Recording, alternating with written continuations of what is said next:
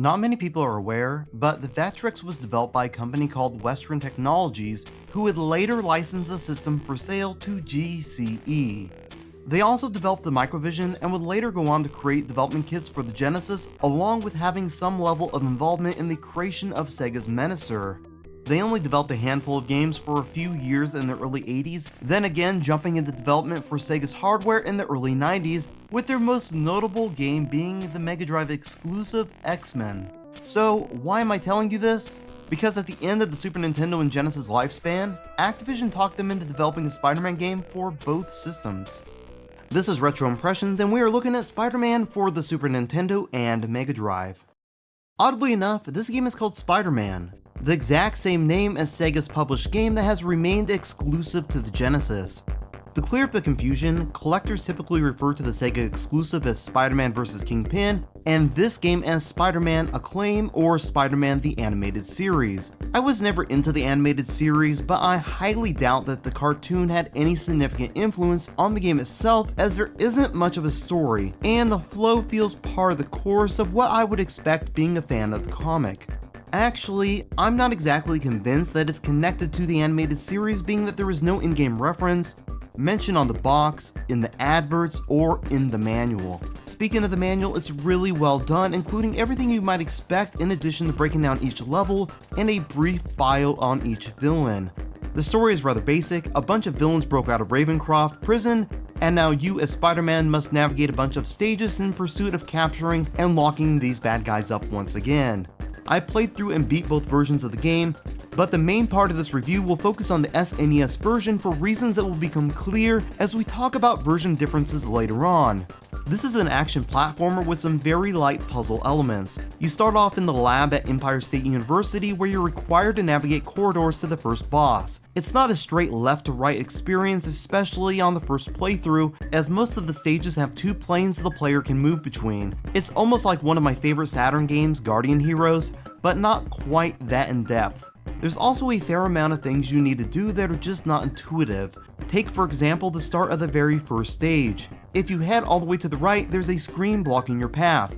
Common sense would say hit the screen to knock it out so you can move on, but you can't. You first need to head up the stairs and take out a drone. At that point I was actually stuck. I had no clue how to get back downstairs, and that's because the game doesn't make it clear where the entrances and exit points are for most of these transition points. Most times, these are very small unmarked areas, making it a rather frustrating task to enter and exit them. And of course, there is no way of knowing what section of the map has this feature. Anyways, you head back down and the screen blocking the path is still there. Nothing has changed up top or down below, and it would seem that there is something else required of the player to remove the screen. So what's the solution? Well, by taking down the drone, you can now kick the screen and continue on. It's rather dumb, and there are a handful of these nonsensical puzzles throughout the game. It's easy peasy once you know what to do, but can be a bit frustrating to figure out. Moving on, you encounter Dr. Octopus at the dead end. One thing this game really has going for it is a large amount of enemy variety, villains, and a fun fighting mechanic that makes most of the boss battles an enjoyable experience. With Dr. Octopus, you need to activate a machine, then knock him into the energy beam it's producing. I rather enjoy these clever mechanics that require a unique approach rather than a fist-to-fist showdown. From there, it's on to the construction zone, a level that actually makes the game feel like it's a legit Spider-Man experience. Control-wise, Spider-Man does everything you might expect and more. You can stick to walls and ceilings, shoot webs, and swing from building to building. Granted, the platforming and movement controls still leave a lot to be desired, but I'll touch on that in a bit. Shocker makes an appearance as you ascend to the top of the high-rise buildings, where you end up fighting the mid-boss Alien Spider Slayer, aka Spider Slayer Mark X. Navigate more scaffolding and buildings that are under construction until you battle the actual boss called the Tri-Spider Slayer. These are robots created by Alistair Smythe to hunt down and kill Spider-Man, a rather interesting inclusion for any Spider-Man fanboy. Next up, you need to cross the Brooklyn Bridge. This here is an excellent level. Okay, maybe not excellent in the sense of pure execution, but excellent in the way that the game captures the feeling of being Spider-Man. There are still issues here when navigating the stage that are almost certainly guaranteed to cause frustration, issues such as needing to be in a fairly precise location to shoot a web you can swing from, an issue that will certainly cause you to die repeatedly until you learn the precise positioning of where you need to be to successfully traverse the bridge. It's also important to note that this level is absent from the Genesis version of the game. It's an unfortunate omission because it almost certainly would have been a highlight of that version, being it doesn't seem to suffer from the same mechanical issues as the SNES version does. Anyways, there isn't any boss here, so once to the other side, it's on to Coney Island Boardwalk. It's a long and crazy level full of a ton of frustration. There is a lot of cool stuff to see, but it's by far the level I enjoyed the least. You start off running through these carnival-style games until you meet up with Rhino, who's a massive pushover. From there, it's onto a derelict roller coaster where you need to take down Jack-O-Lantern. The level ends by putting you in a funhouse where you battle Mysterio and Green Goblin.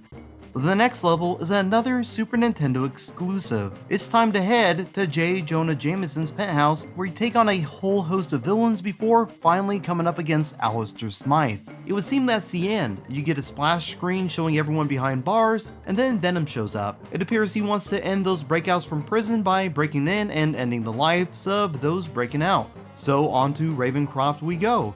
It's a great level where you navigate the stage battling all the villains you've already seen, working deep into the prison until you can finally take on the final boss, Venom. It's worth noting here that there are a lot more villains throughout the game than the few I mentioned, but they are mostly trivial to the experience.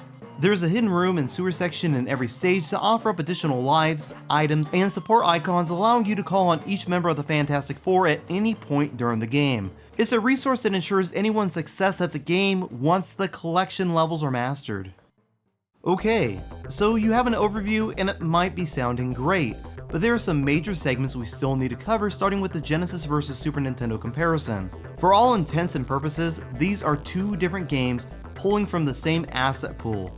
It's almost as if someone said, here are the in-game assets, here's the basic idea we have, now make it work on the Genesis.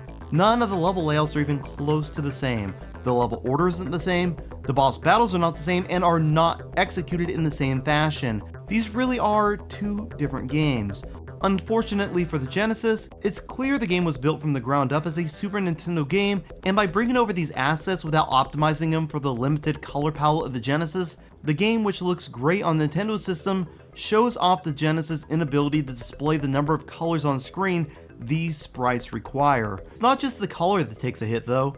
The Super Nintendo version has some great backgrounds that are almost all absent in the Genesis release. The Genesis also drops the ball by not utilizing the 6-button controller.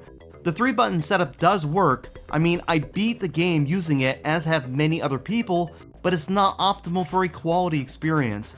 Something simple such as the ability to run or walk being mapped to a button on the SNES version is now permanently set to run, something that will lead to your death in a few occasions where tight maneuvering and speed don't mix. One oddity is the lack of mid-game story or ending on the Genesis version. To be fair, both games start off with the same intro. Then, no additional story happens until Venom shows up, and again when the game ends. So it's a bit odd that the Genesis is missing quite a bit of in-game assets, including these two small segments, but includes ending material that tells what happened to each villain later in life, something that is unique to the Genesis release.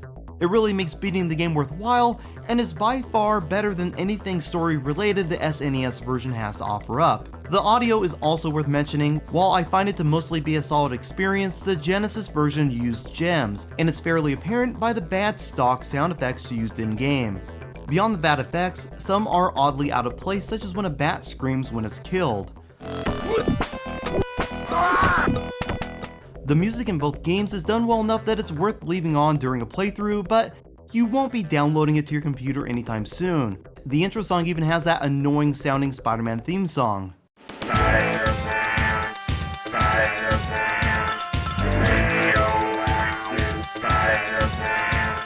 It's not good, but it's mildly impressive that it's included with both games. There are a lot of subtle differences and things the SNES version offers that are absent in the Genesis release. Things such as the exclusive levels already mentioned, frames of animation, and a really awesome implementation of Spider-Sense in the flashing of his eyes. In all honesty, there are so many differences. I could have made a 20-minute video covering them, and still have missed some, but I'll give you another that's rather noticeable right from the start. The final difference is small, but really bugged me at first. Spider-Man on the SNES looks like Scott Steiner put on the costume. It's not much better on the Genesis, and not every animation looks this way, but it's an odd design choice. Having played through both games, I can tell you that the Super Nintendo is a longer, more fulfilling game that makes the Genesis version feel unfinished. It's not to say the Genesis version isn't worth your time, it's just not close to the quality visually or mechanically of what its counterpart has to offer. So what about some common complaints? There isn't a lot to go on because this game is rather obscure, but there are some major issues we need to discuss, starting with the controls. They are a real mixed bag, with the platforming sections being a complete mess while the fighting sections feel smooth. Just about everything having to do with the movement is problematic. Trying to land on a platform can be tedious work, as a large majority won't register a successful contact while others push you off as if they're coated in bug repellent. It's absolute madness how many times you will be required to complete jump after jump or web swing after web swing at no fault of your own. Trying to attach your web to swing from any structure is also hit and miss, becoming a true test of trial and error. The placement of Spider-Man on screen is another complaint I have. With side-scrolling games, the player's character should be center screen or placed as far away from the scrolling direction as possible. Here, the player's character is placed on the same side that the screen scrolls, making the field of view for upcoming obstacles and enemies stupidly small. It seems like common sense would have kept this from happening, but here we are. A rather promising game damaged by poor design in areas that should have been a no-brainer. The final issue is the collision detection with certain blocks and platforms. One jump might have you hit your head while the next one has you passing through it without issue. When falling, this can also be a problem as you might bounce off a block one time while passing through it the next. It's baffling how they could do a great job in so many areas of this game, yet the platforming is like trying to jump on those disappearing blocks from Mega Man. The difference here is that seeing the block isn't a good indicator as to if it's solid or not. None of this stuff is game breaking and can all be overcome by exercising patience and persistence, but it still knocks the experience down a few pegs. The Genesis version doesn't experience these issues, but it has its own unique set. The main one being a fairly unresponsive game when trying to jump, and the fact that the button that allows you to jump is also mapped to other actions. The same button is used for sticking to walls and ceilings, and unfortunately it also shoots a web ball if tapped a second time while in the air, meaning you can easily run out of web just by maneuvering through a level. This happened to me on a few occasions, including one section that required me to backtrack and find web because Alistair Smythe is unbeatable in the Genesis version without it. The poor layout of the in-game controls seems to be assisted by simplified web slinging, steady platforming, and mostly easy to perform jumps. It would in fact be a much easier game when compared to the Super Nintendo version, but for one detail. On the Genesis release, when you die, you start back at the beginning. With the Super Nintendo version, you only return to the beginning of a stage when you use a continue. This game does a lot right, yet misses the mark in dramatic fashion, joining a list of games that are a few corrections and some additional development time away from being something special. It's absolutely unfortunate because it offers an experience that in certain sections feel pretty grand. In the end, this game is something of an oddity. It looks great, sounds great, and is a game I would recommend to any Spider-Man diehard who can tolerate frustrating control mechanics. It's not easy, but it's also the kind of game the average player can conquer with a fair amount of practice. Even with its flaws, it's one of the better 16-bit superhero games out there. Yes, the platforming will cause the kind of frustration that leads to controllers being thrown through TV screens, but the enjoyable parts outweigh the negative ones enough to make this a positive experience once the credits roll. If you're wondering what version I recommend, it's without a doubt the Super Nintendo release, although I still feel that both games should be in your collection if you enjoy this kind of experience. I hope you've enjoyed this episode. Feel free to leave a positive or negative comment letting me know your thoughts. If you'd like to chat or keep updated with what's happening on this channel, reach out to me on Twitter at Jenovi. And until next time, this has been Retro Impressions.